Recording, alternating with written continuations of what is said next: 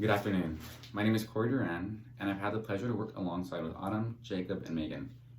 We've come together and created a policy that would help improve Niger's agriculture problem. The weather and land conditions are not favorable there, and water is very scarce. We propose an irrigation system would be the solution. Niger specifically stood out to us because they are ranked as one of the poorest countries in the world, and Africa has many rough obstacles that make it a tough region to thrive in. So to give some background information, Niger has the minimum government services and they have insufficient funds to develop its resources. 80% of their workforce is actually in agriculture. They have the top 5 lowest GDP in 2019, and they're ranked second to last in the least developed countries. And why, you may ask? Well, they have food insecurity, there's a lack of industry, and there are not that many other job opportunities outside of agriculture. And lastly, they're ranked last in UN's HDI. So HDI is a gauge of the human development within a country. It measures 3 aspects. So one's going to be access to education, their gross national income, as well as their life expectancy. As mentioned previously, Niger's land isn't the best for agriculture to thrive in. Majority of the land there is arid. There's a severe lack of available water. It's so bad to the point where it hinders or prevents the growth and development of plant and animal life. You could call the land desertic in a way.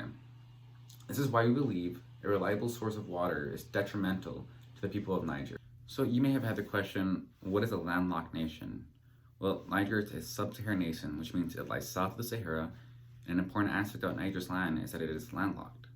Being landlocked means this country is trapped in the middle of land and is located away from the ocean.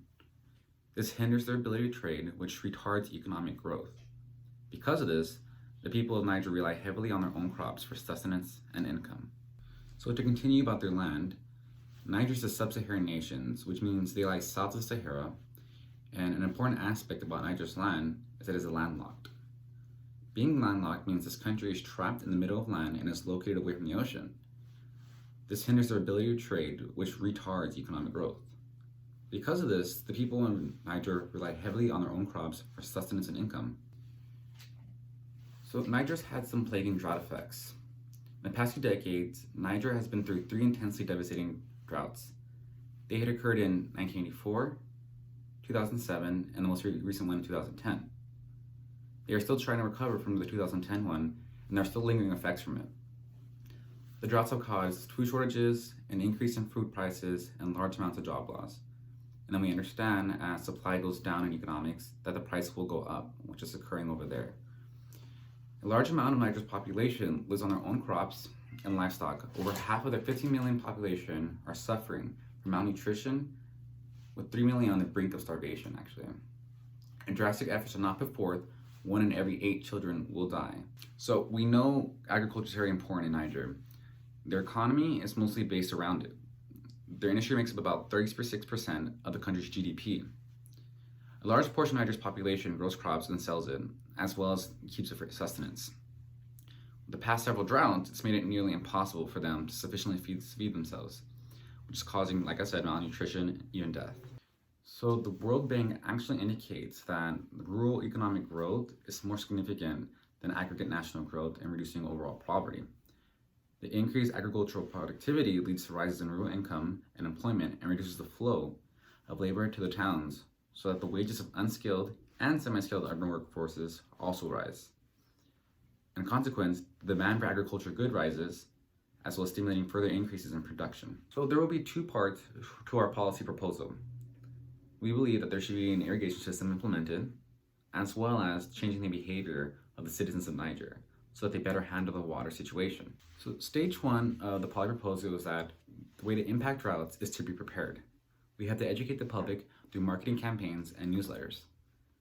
We're going to conserve water through restrictions, water cycling, and the use of water-saving devices. An example of this would be recycling dirty water into drinkable water. There will be government assistance on building infrastructures to help store water, as well as get water to those who need it. Another example of this would be water storage tanks, local shower heads, and toilets. There will be a payback policy on water usage during early morning hours between 6 a.m. and 10 a.m. The government will pay for 25% of the water costs by installing a meter on the water's tank. It lowers evaporation and the chances of bacteria due to less humidity on the crops. So the more crops will thrive with less water wasted. And then there'll be the second stage where we're going to stimulate and incentivize farmers to set up irrigation systems through subsidies. And the way we're going to do this is the government pays for 60% of the irrigation system, and the farmers will cover the other 40% of it. So almost like dollar per dollar. So the drip irrigation system works like this. There will be a main tank with the water. Once you turn the valve, the water travels along a main pipe. And from that main pipe, many sub-pipes run laterally along the crops. And within that, there are microtubes. And these microtubes allow little dripping of water into the crops. And basically this allows you to monitor and kind of keep a even flow of water without overdoing it. So proof of success. So countries like Australia and Israel have arid climates as well. They have caused variable droughts to occur, and these countries developed long-term solutions to their problems. So the change in behavior. So citizens in Melbourne had to take drastic measures from 1997 to 2009 to conserve water.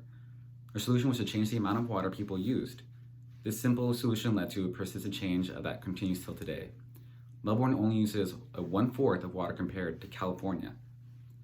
And through the drip irrigation system, Israel has invested in technology and agriculture infrastructure to combat droughts. This efficient drip irrigation system uses up to 75% less water than some other irrigation systems. In the study, the irrigation system in Israel, a review, results show that drip irrigation systems have high irrigation water use efficiency compared to other methods, but reducing stomatal conductance and water loss. So to evaluate our proposal, we're going to create an RCT, so a randomized control trial. We're going to give a group of 500 families access to the subsidy and help from the government. The other group B is going to have no help. The test results are going to be within a 2-year span, and we're going to see the crop output has improved from group A compared to group B without the subsidies. And then we're going to create an independent t-test for stage number 2. So since both groups are being measured in the same time period, the 2-year period, they are independent groups. We're going to set an alpha at a less than 0.05, and we're going to see if the p-value is less than 0.05, then the results are significant and the subsidy works. This means that 95% of the time, the subsidy shows an increase in crop output.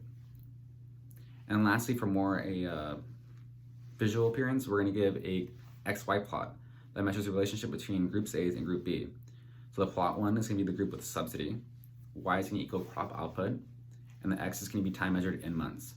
And then same for plot number 2 with no subsidy, it's going to be the same on the axis, Y crop output, X is going to be time measured in months.